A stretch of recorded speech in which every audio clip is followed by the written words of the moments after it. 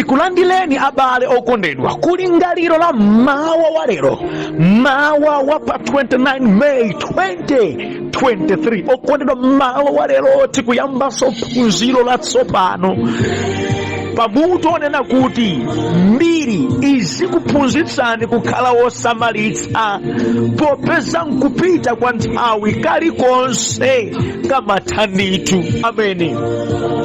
Zimene zidachitika kumbuyo, kaya ndi zabwino kaya ndi zoyipa, zimene zidachitikira wena zizikhala phunziro kwa inu lakuti moyo wanu ukhale wosamalitsa, kuti inuyo mukhaleko nkhalidwe, muchiteko zosiyana ngati zinthu zidali zoyipa, muzikwerezere moto zikhale zabwino zedi ngati zinthu zimene zidachitika mbuyozo zidali zokoma. Koseku nkuti moyo wanu ukhale wopitirira kukhala wokoma, ndiyo mudziphunzira muzochitika zakale.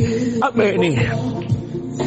Okondedwa, ndimati ndikambe, nthawi zambiri wanthu akakhala kuti ali ndi mphamvu, ali ndi chuma, wanthu amene ali mu ulemerero wawo amayiwala kuti siwo yambayi adalikonso wena, ndipo amatsekera maso awo kusaona mbuyo. Kodi zikuchitikira ine zilero mbuyo mukodi sizidachitikepo? Kodi alipo wena zidawachitikira? Adachita bwanji? Adatha motani? Nanga ine lero lino ndimachita chitangawa ndatha motani? Mudziphunzira kumbiri, mudziphunzira kumbiri, chifukwa nkupita kwa nthawi kena kalikonse kamatha. Okondwa, ndikuwuzani, chuma chimatha, kutchuka kumatha, mphamvu zimatha, maudindo amatha, ngakhalenso thanzi limatha. Moyo umene kupita kwa nthawi, moyo uso umatha. Khalani osamalitsa, mbiri izikuphunzitsani. Changamukani, yang'anani mbuyo, bacheukani, musanambe matukutuku anuwa, bacheukani. Dzana zidachitika wena motani? Akuchita zimene mukuchitazo adatha bwanji? Kumadzifunsa zimenezi. Andangoyamba ruhule kumene ndikuwuzani, sindinoyamba. Tafufuzani ochita ngati zimene mukuchitazo adayenda motani, ndipo adatha bwanji? Ata mbwali monge mukuchitota mbwali wanuwo adayenda motani, adatha bwanji? Anthu ankhanza oyipa mitima monge mukuchitiramo, anthu osaweruzika monga mmene mukuchitiramo, anthu oyipa monga mmene kuyipa kwanu kwafikiramu, adatha motani? Inunso mukupita komweko, samalitsani. Komanso iwo amene adayenda mchiyero cha Yehova zidathera bwa, iwo amene adasamalitsa miyoyo ya anthu ena nayikonda, nakhala ndi chikoka pa mitima ya wanthu, mathelo wawo zidakhala mota. Mbiri izitiphunzitsa, chifukwa nkupita kwa nthawi kalikonse mdziko muno kamatha ndithu basi. Ameni. Ndipo mbawa wa lero ndi phunziro loyamba limene likuchokera pa Aroma 15 kuyambira ndime yoyamba mpaka ndime ya namba 4. Mawu a Mulungu muchichewa cha lero akuti, ife amene tili ndi chikhulupiriro cha mphamvu tiziwalezera mtima wanthu ofoka, ndipo tisamadzikondweretse tokha. Aliyense wa ife akondweretse mnzake pomuchitira zabwino zomulimbikitsa, pakuti ngakhale Khristu sanadzikondweretsa yekha, koma monga kwalembedwa kuti, chipongwe cha wanthu okunyozani chinagwera ine. Pakuti zilizonse zimene zinalembedwa kale zinalembedwa kuti zitiphunzitse ife. Malembawo amatilimbikitsa kupirira kuti tikhale ndi chiyembekezo. Ameni. Mawu a Mulungu okondedwa amene tawerengawa titsogozedwa ndi kulingalira kuonena kuti kalikonse kamene mudakaonapo mmoyowu kali ndi phindu pa moyo wanu.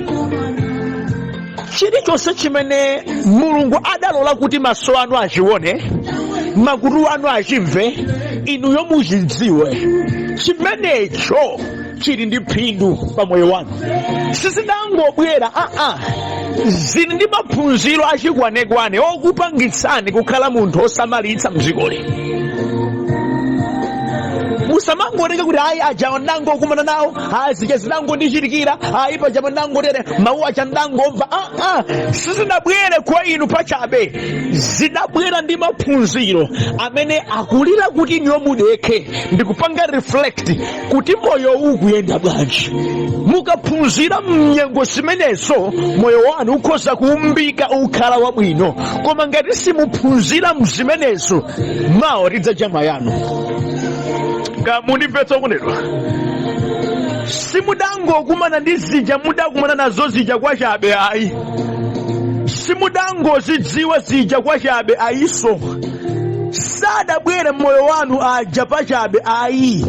Ndipo simudangomva zija mudamva kwachabe ayiso. Kalikonse kamene kadalumikizikako kwa inu mwakumva, kuona, kapena kudutsamo, kali ndi phunziro pa moyo wanu lokuthandizani kuti mukhale wabwino mdzikoli. Kamukumva kaya? Nyengo zimene mwadutsamo, simudangodutsamo kwachabe zinthu zimene mudazionapo, simudangoziona kwachabe ayi. Zinthu zimene mudamvako, simudangozimva kwachabe ayi. Zimenezo zili ndi maphunziro amphamvu okuthandizani kukhala munthu wabwino mdzikoli. Anthu aja amene adabwerako mmoyo mwanu, mwina nkudza kudalitsani, kapena kubwera mmoyo mwanu kudza kuswerani mtima, kudzangokuzunzani, kudza kuipitsirani mbiri, sadangobwera kwachabe ndi phunziro iwo aja lokuthandizani kuti inuyo muumbike kukhala munthu wabwino. Ndi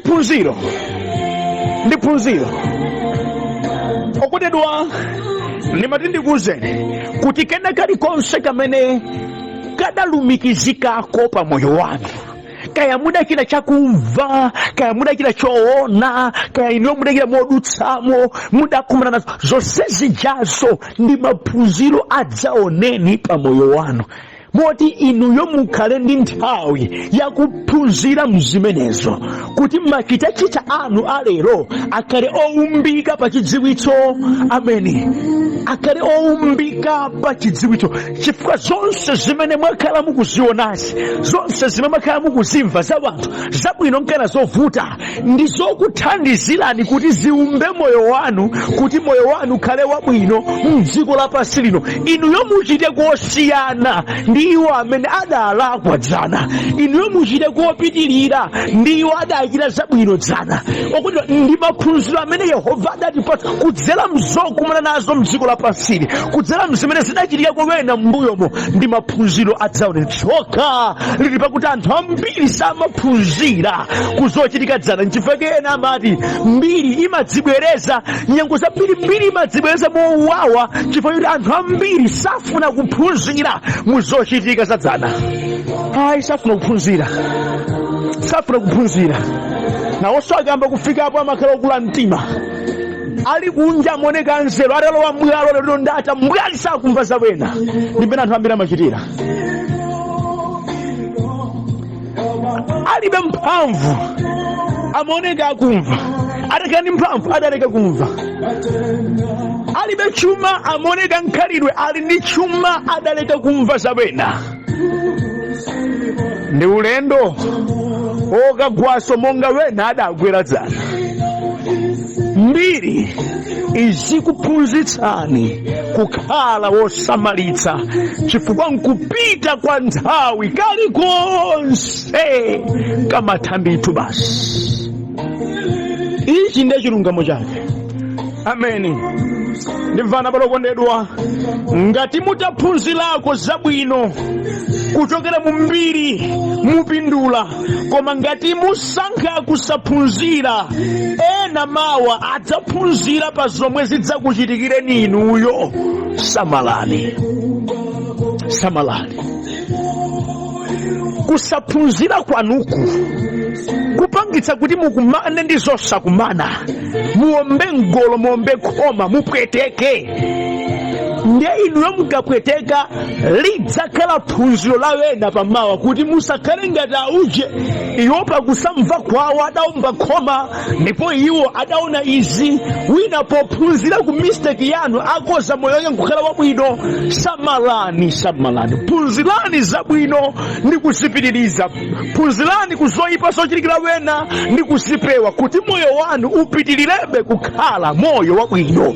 Kamundimva kodaba lokondedwa, mbiri izi kuphunzitsani kukhala wosamalitsa chifukwa nkupita kwa nthawi kalikonse kamatha ndithu basi.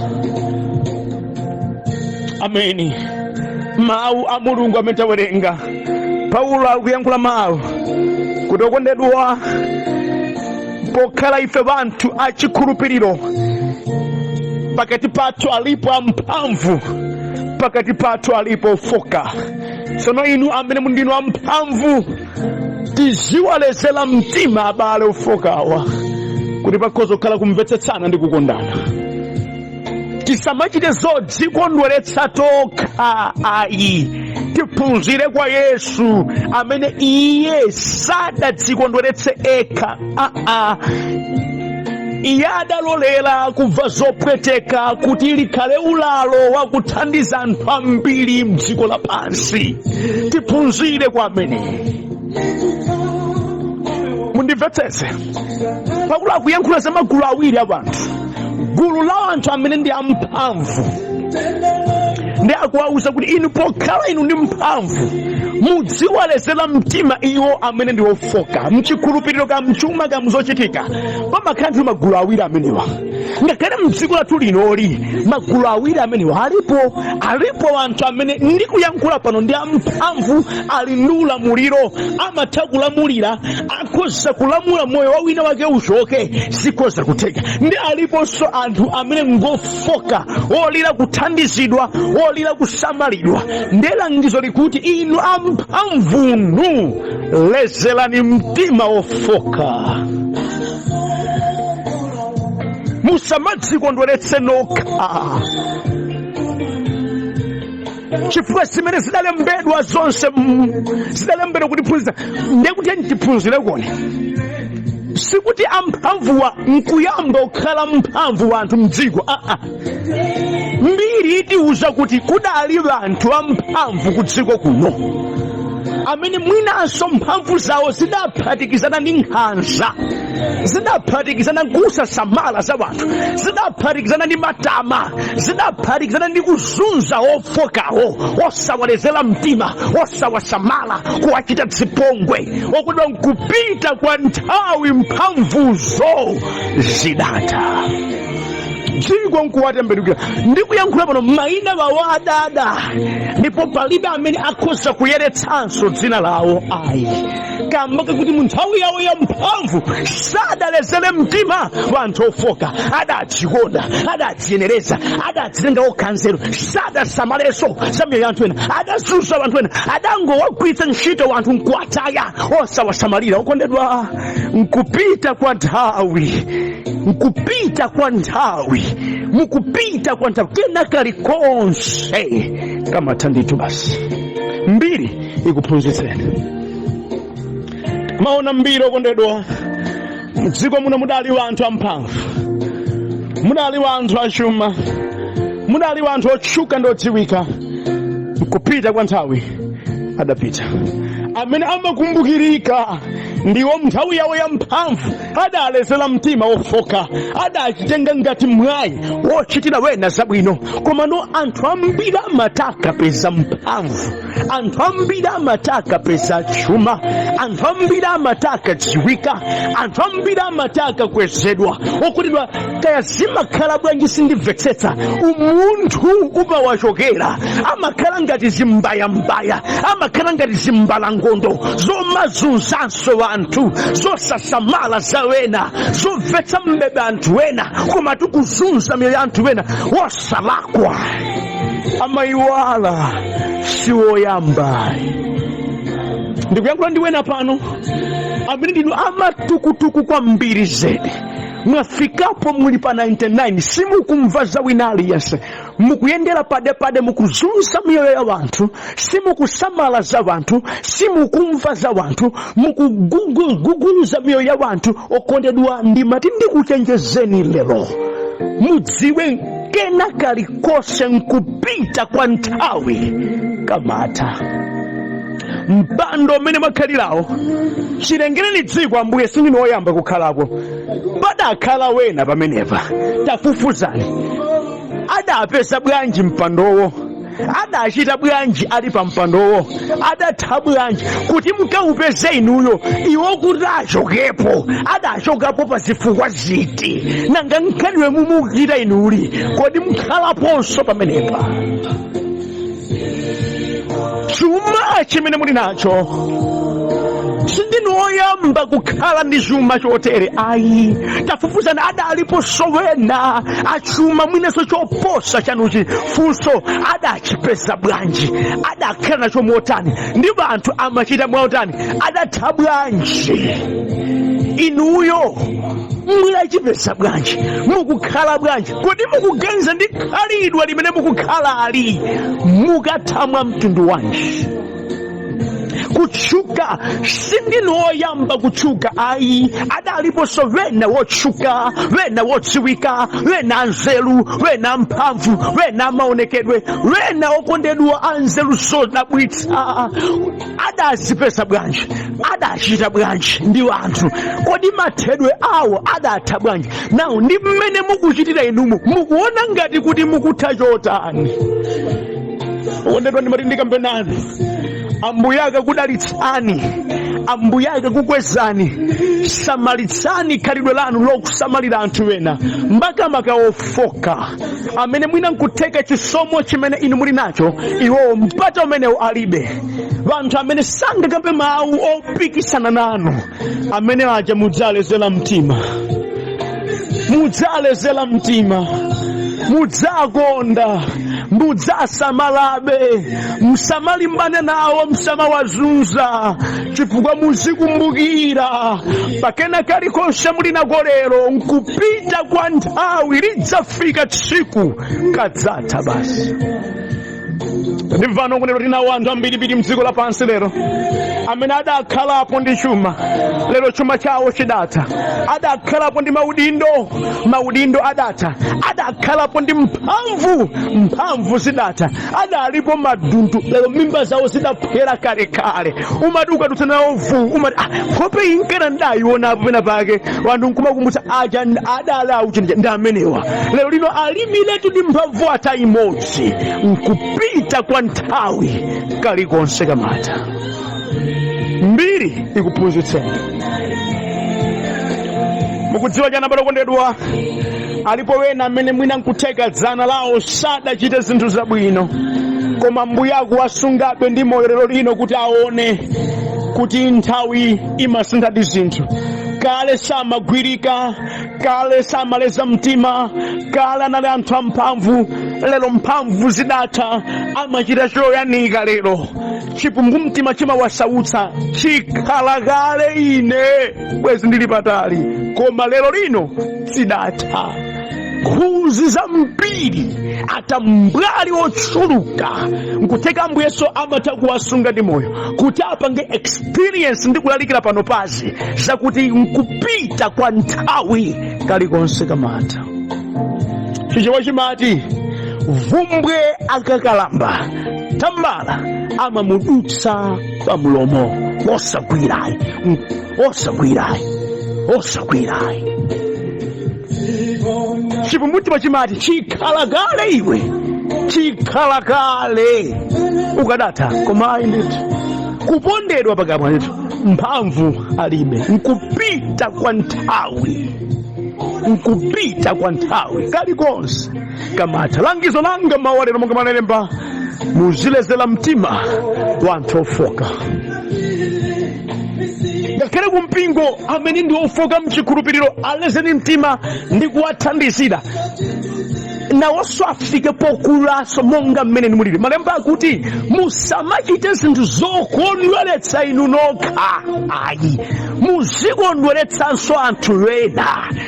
akuperekera njira langizo limeneli. Nthawi zambiri iwo amene ali pamwamba, iwo amene ali mphamvu, iwo amene ngodziwika, iwo amene zikuyenda, amakonda kulabada kwambiri zokhudza miyoyo yawo, zokhudza mimba zawo, zokhudza tsogolo lawo. Za wena amene adawathandiza saganizako, amatenga ngati adani, amapekera zinkhani zowasasira. Mukudziwa zilipo zina zimene anthu amakamba za wena sikuti nzoona ayi, koma ndikanjira kongowapondera pasi basi.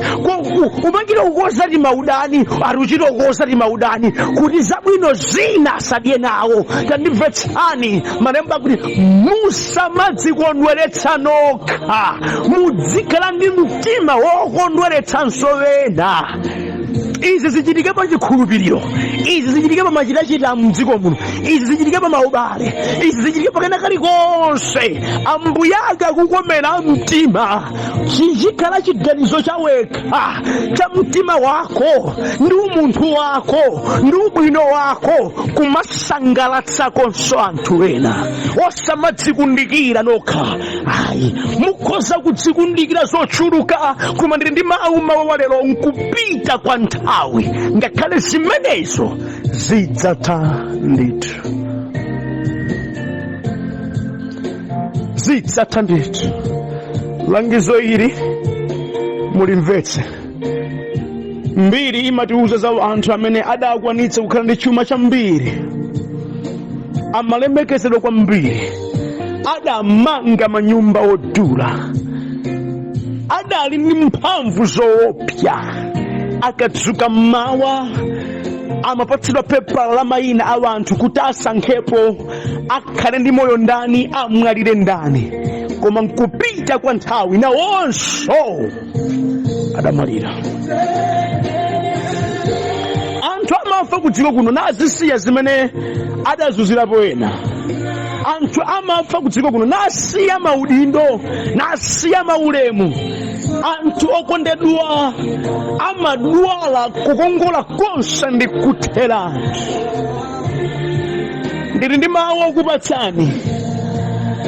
Ambuye akakukwezani, Ambuye akakuchitirani chokoma, musadzipange disconnect ndi anthu mudzawafuna pamawa. Simundimvetsa.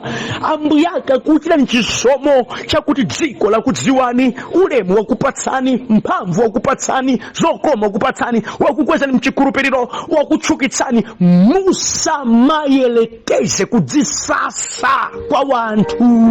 Mawa anthuwa adzafunikanso. Musamanamizidwa. Munthu sakhala munthu payekha. Nkhuni imodzi samanga mtolo ayi, ifunika zinzake. Fake Paulo ali kuchenjeza, muzalezera mtima wofoka, musamadzikondweretsa nokha, mudzikondweretsanso za wena. Ameni. Ndipo Paulo akupereka chitsanzo cha Yesu. Pamene Ambuye akumeni mtima, tengako ni chitsanzo cha Kristu Yesu, amene utumiki wake wonse, machitidwe ake wonse adawachita iwo kufuna kupindulira miyoyo ya anthu ambiri. Ndipake Yesu akukhalabe wabwino mpaka na lero. Ndipake za Yesu timakambabe zokoma mpaka na lero. Sadadziyang'ane iye yekha ayi, koma adafika ngakhale popereka moyo wake omwe kuti ikhale njira, ikhale nsembe yakupulumutsira wanthu mdziko lapansi. Chitsanzo chokopa. Ambuye akakukomerani mtima mwa njira ina iliyonse.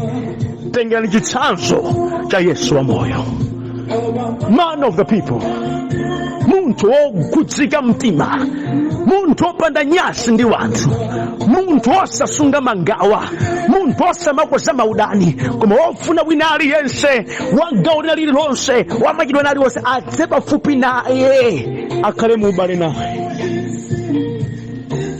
Ameni. Ndimvetsana balokondedwa. Chitsinditsindi chimene Paulo ali kunena akuti pakuti zonse zimene zidalembedwa kukhala maphunziro kwa ife. kutithandizira kukhala ndi chikhulupiriro komanso chiyembekezo. Ndimati ndikambena nabo okondedwa, zimene mwakhala mukudutsamo, zimene mwakhala mukuzimva, zimene mudakhala mukuona zawena zikuwachitikira, ndi maphunziro amene Ambuye adakonza kukupatsani kuti kudzera mzimenezo inuyo muphunzirepo, kuti muone mmene inuyo kugawo lanu mungachitire. Mwatsoka anthu ambiri samaphunzira za zimene wena zidachitikira, ndipo nawonso amaomba mgolo zimawavuta.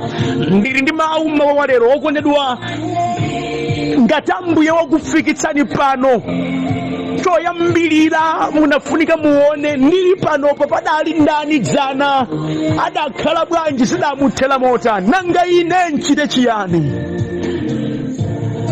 Mudzilingalira waja adabwera moyo mwanga, adandichita chipongwe chotere, ndale zawo zidagona yapa, sadandifune zokoma magawo yawa. Likadaphunziro kwa inu koma kwa ine tsono sinchita zimenezi, ine ndi alezera mtima wanthu nakuonda ndikhala nawo, sudziwa mawa omwewo adzakukondanso. Mbiri zikuphunzitsani, mbiri zikuphunzitsani. Abale wanga nonse muli maudindo amphamvu aulamuliro, mbiri izi kuphunzitsani kuti nkupita kwa nthawi kalikonse kamathandizo. Abale wanga nonse amene ndinu atumiki achauta, lero mwatchuka mwadziwika, anthu akugamba za inu lero. Mbiri izi kuphunzitsani kukhala wosamalitsa, popeza nkupita kwa nthawi kalikonse kamathandizo. Basi pezani mtima wanthu, musachite zodzisangalatsa nokha. Ayi, phunzirani kwa wena kuti zikuthandizeni kukhala bwino ndi wanthu, zikuthandizeni kusunga chiyero chanu, zikuthandizeni kukhala wosamalitsa ndi khalidwe labwino mdzikoli. Abale amene Mulungu akupatsani chuma, ndili ndi mawu kwa inu, mbiri ikuphunzitseni. Adalipo achuma, wena adakondera za Ambuye adapindula, wena adanyoza zo chauta zidathera moyipa. Samalani abale okongola, anzeru, ophunzira, inu madolo akatako otchuka, mbiri ikuphunzitseni. Sindinu oyamba kukhala mzimenezi ayi, adaliponso wena okondedwa. Chisomo chimene Ambuye akupatsani lisakhale ulalo wochita zoyipa za mbiri nkupita kwa nthawi, pakutha izo mudzalira ino, mudzalira ino. Lero mudziuze, sindinu oyamba kukhala munthu wooneka bwino, adaliponso wena. Sindinu oyamba kukhala munthu otchuka, adaliponso wena. Sindinu oyamba kukhala mgali, adaliponso wena. Sindinu oyamba kukhala munthu odziwika ndi olalikira bwino, adaliponso. Sindinu oyamba kukhala nduna, sindinu oyamba kukhala mtsogoleri, sindinu oyamba kukhala bwana, sindinu oyamba kusenza maudindo onse mlasezawa, sindinu oyamba kukhala mfumu, sindinu oyamba, adaliponso wena. Mumene za nkhanza kuchita chipongwe mukuchitako, sindinu oyamba kukhala munthu wa chipongwe wochitira anthu bene wosalakwa ayi. Sindinu oyamba kudetserera mayina a anthu bena ayi. Sindinu oyamba kukhala munthu wopanda khalidwe wachimasomaso ayi, adaliponso wena. Koma mmene zinawathera moyipa kwambiri zedi. Ngawa yanga ndiye kuti mukapitirizaso nanunso zonga zomwezo mudzaziona. Mbiri izikuphunzitsani. Kulira kwanga mmawa wa lero abale okondedwa, ndi kuti mugugude mtima wanu, kukhala nako kulesa kwa mtima, kukhala munthu wabwino nthawi imene chisomo chikuyenda, popeza nkupita kwa nthawi. Ngakhale zimene muli nazo zidzatha, ndipo pamapeto pa zonse ngakhale moyo wanu umene udzatha. Pakulingalira zimenezi zindona chifukwa chokhala munthu wamatama, chokhala munthu wankhanza, chokhala munthu oyipa ayi. Chifukwa ngati mutapitira kuyenda muzimenezi, mawa mudzachita manyazi. iwo amene mudakhala mukuwachita chipongwe ali patsogolo panu. Ndikuwuzani chikumbumtima chidzakusautsani kopsa mawa. Mudzalakalaka mubweze dzikoli masiku abwerere kuti mukafike pompaja ndiye mukadumphepo, koma nthawi sidzakulolani kutero. Nchifukwa kuphunzira kwa lero kukuthandizeni. Segulani maso anu ndi kuyang'ana mbuyo zidakhala bwanji, mbuyo zidachitika motani, wena zidawachitikira motani. Ndimati ndinene kuphunzira kwabwino ndi kuphunzira pa zimene zidachitikira wena, kusiyana ndi kudzaphunzira utapweteka kale iweyo.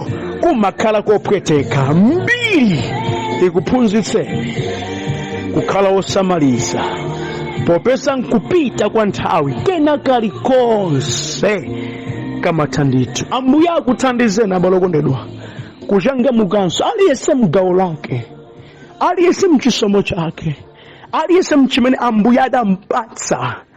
Talingalirani, muli kuchita bwanji? Mukachita monga mwa mawu a Mulungu ndi monga moleza mtima, monga mokondana ndi wanthu, monga mokondana ndi Mulungu, zokoma zochuluka zidzakupezani. Kachita monga modziva, monga mwa nkhanza, monga mwa uthakati, monga mwa kuyipa kwa mtima. Tsiku lina misonzi ya wena idzakhala temberero kwa inu, ndipo mudzakhala phunziro koma loyipa. Talingalirani mozama ku tsiku la lero, ndipo Ambuye akuthandizeni kuzindikiranso chimenechi. Amen.